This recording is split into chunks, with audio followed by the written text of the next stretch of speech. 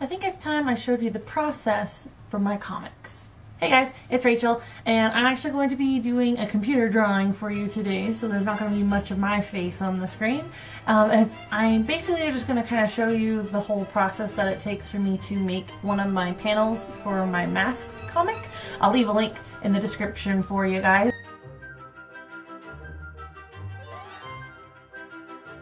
Recently started this comic that was actually telling a story, because that's ultimately my goal. Is I want to be able to be a comic book author and artist. So I have all these stories in my head. I want to be an author and an artist because I have stories in my head. I have worlds and realms and all that jazz, but I don't have the ability to necessarily like write it out very well. I'm better at just drawing pictures to show what's happening. So I wanted to do comics, because comics is a great way to involve story and art together. So since that is my goal, I need to practice. I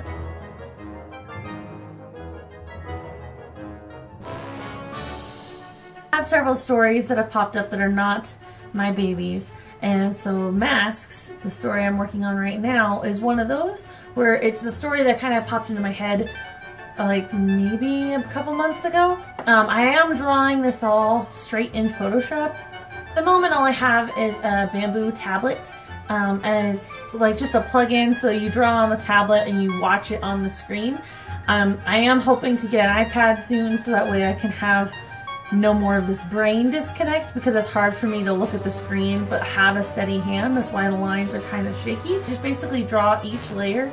So I draw my initial image on paper because I am a person who loves paper and pen. But then I end up drawing the lines, like doing the ink lines on one layer, and then I'll do all the shadows and shadings to color the image in another layer.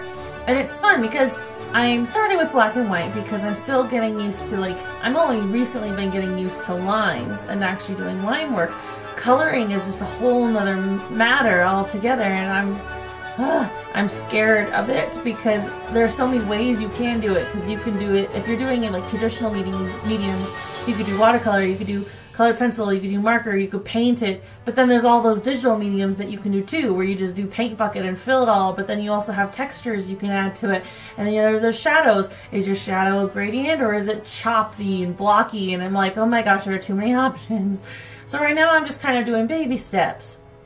So Masks, I'm kind of incorporating now the coloring aspect of it, but in this case I'm doing black and white. And that is also a styling choice just for the story itself. I wanted to be able to be violent and possibly graphic with the story, but not be, oh my goodness, what's this person's problem?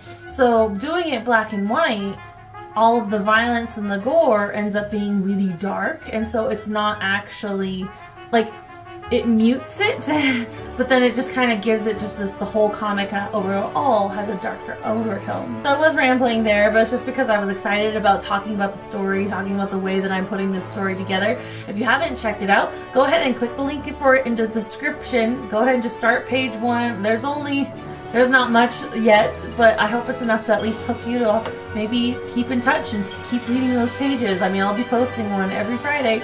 Thanks for joining me this week's video, guys. Go ahead and click that subscribe button, watch my other videos, and maybe there's something there you like. If you want to see more of my actual artwork, go ahead and click that link in the description. It'll take you right to my Facebook page, and that's where all my art updates are going to be, whether it be Instagram, my webcomics, etc. I do have a Patreon page. Support your local artists or artists from across the nation. I don't know where you live. Thank you so much for your support again, guys. I hope to see you guys next time for another art adventure.